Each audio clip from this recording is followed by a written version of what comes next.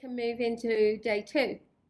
So yeah, obviously day one that affected me enormously. So, but I felt really different. I felt the space. I felt that I could really receive from people what I needed. So day two, uh, day one. So you can imagine, very traumatic, very emotional. Day two, she was more gentle with me.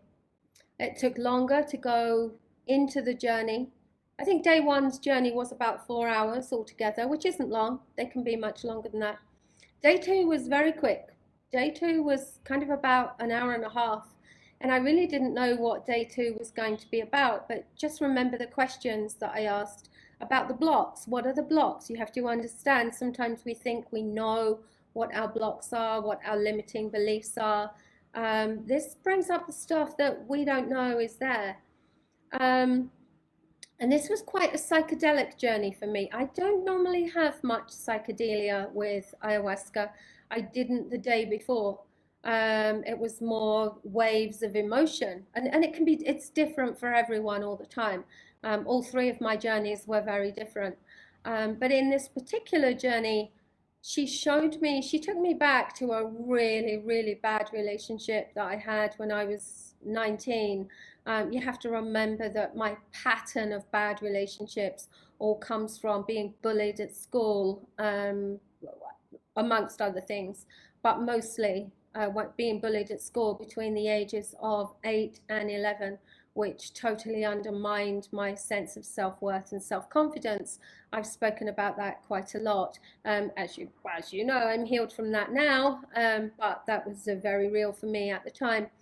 So she took me back to a relationship when I was 19, and she showed me that some of the damage that relationship had done to me, some of the parts of that person, if you like, their spirit, their traits, their character, was still hanging around.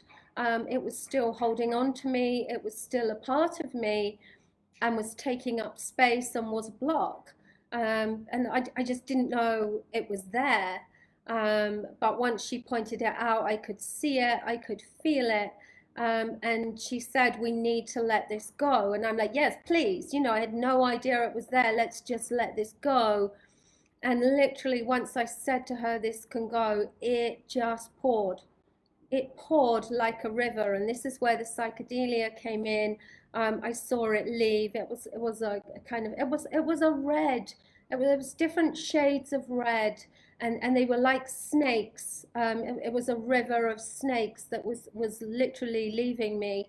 And the snakes were all different patterns, really, differently pixelated. And I saw it all leave. I was surprised how much was there. And it left. And really, to be honest, that was really what that journey was about. And that really taught me what can be there that we don't know is there. So that was really important for me. That journey, as I say, hour and a half maybe.